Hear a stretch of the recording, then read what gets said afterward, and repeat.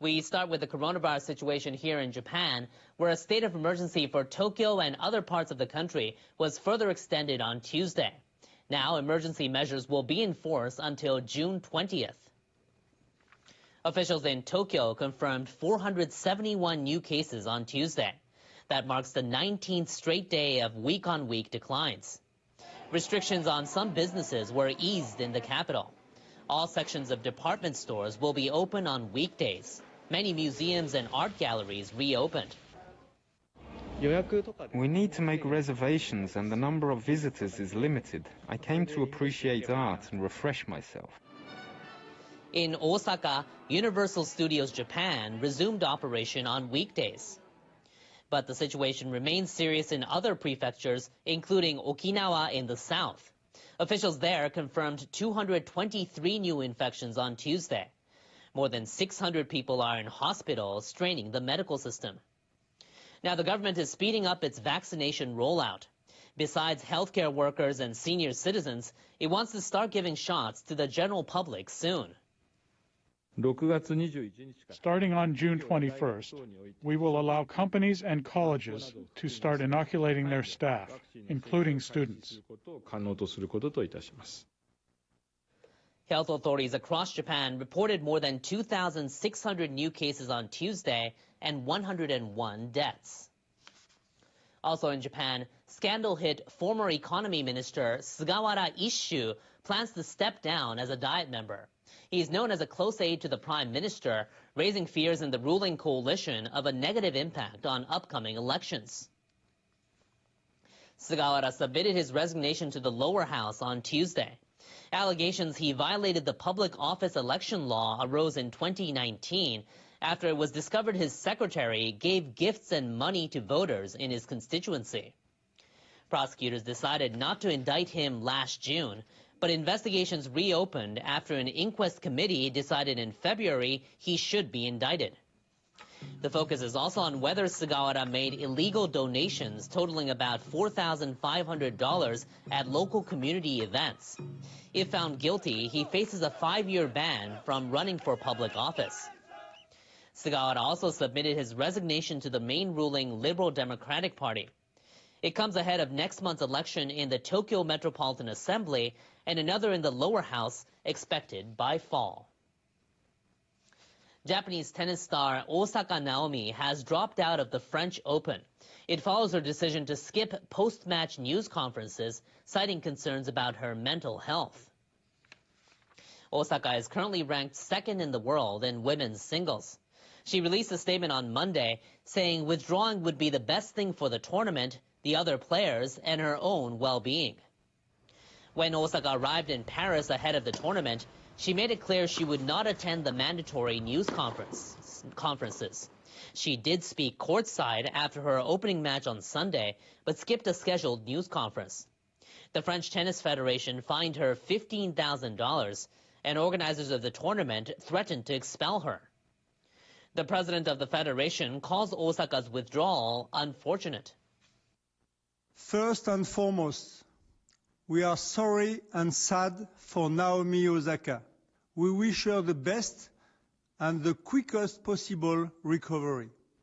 And we look forward to having Naomi in our tournament next year. In a Twitter post, Osaka explained in detail how she arrived at the decision.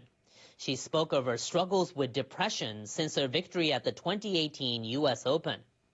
Osaka defeated Serena Williams in the final, becoming the first Japanese tennis player to win a Grand Slam singles title.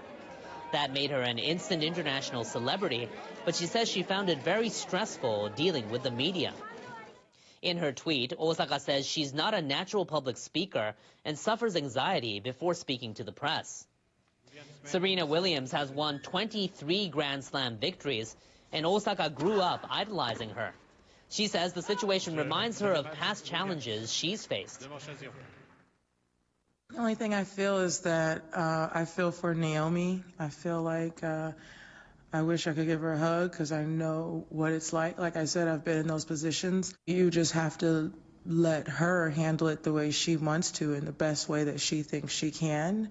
And that's the only thing I can say. Osaka's withdrawal is also prompting the media to reflect on their relations with athletes. In an article titled, "Athletes Are Human, Not Cyborgs," the Washington Post says interaction with the media should help enhance competitions by showing how athletes became elite rather than driving them out of tournaments. Osaka says she wants to take some time away from the court. She says she hopes to work with tennis officials to make things better for players, press, and fans when the time is right. The Australian women's softball team has arrived in a city north of Tokyo to train for the Olympic Games. They're among the first foreign athletes to land in Japan, where several prefectures remained under a coronavirus state of emergency.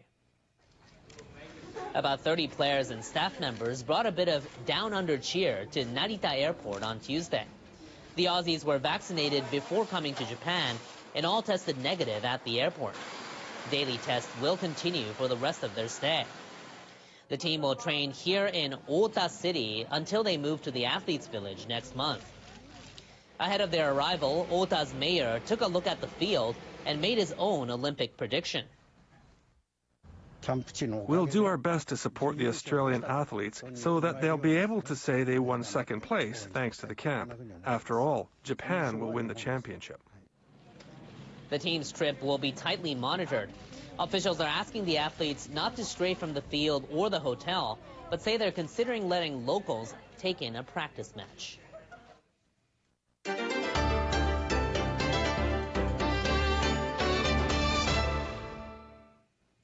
The most senior officer of Japan's self-defense forces has met with the new head of the U.S. military's Indo-Pacific Command. Admiral John Aquilino assumed his post in April. His visit comes as China continues to increase its maritime presence in the region. Japan will work closely with the United States to firmly and resolutely deal with any attempts to change the status quo in the East China Sea. The U.S.-Japanese alliance is the cornerstone and one of the main reasons for peace and security in the region.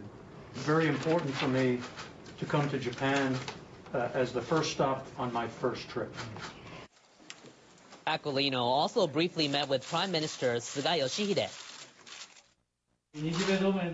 Let's work together closely to further enhance the Japan-U.S. alliance and realize a free and open Indo-Pacific.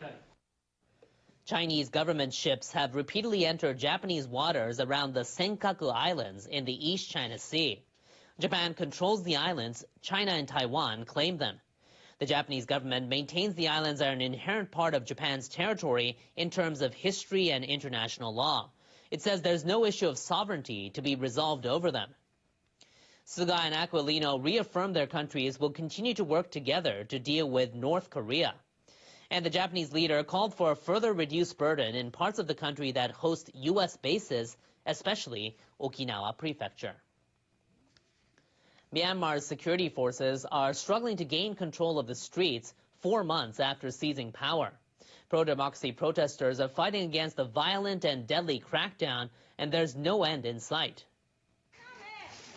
A local human rights group says 840 people have been killed since the February coup. Clashes in the northwest are intensifying. Citizens armed with homemade weapons have banded together to take on security forces. Local media said on Monday the military opened fire on protesters in Kaya State from helicopters. There's no word yet on casualties.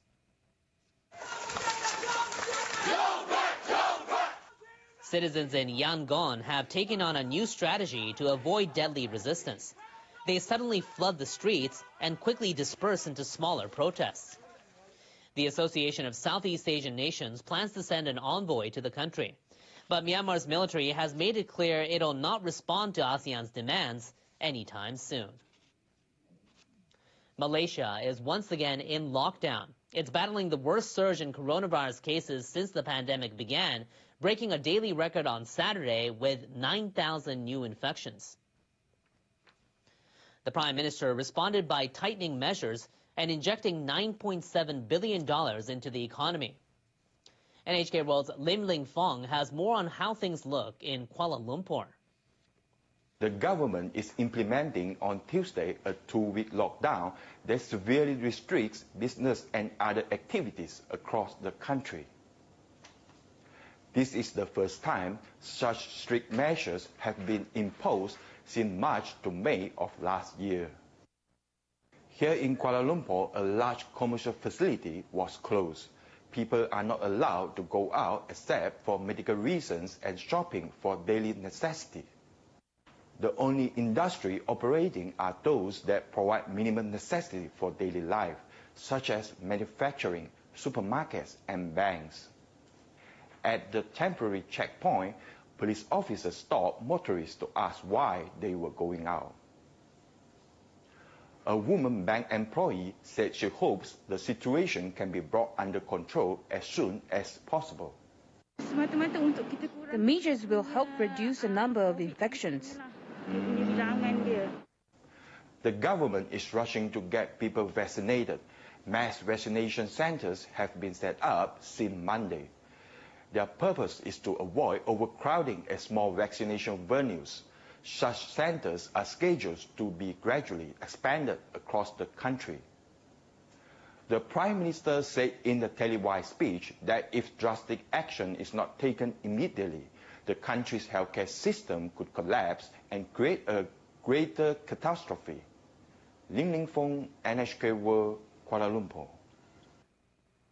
Switching gears now to the weather. Most parts of Japan spent Tuesday under sunny skies and warm temperatures. Our meteorologist John Sono has the forecast going into Wednesday in our World Weather Report.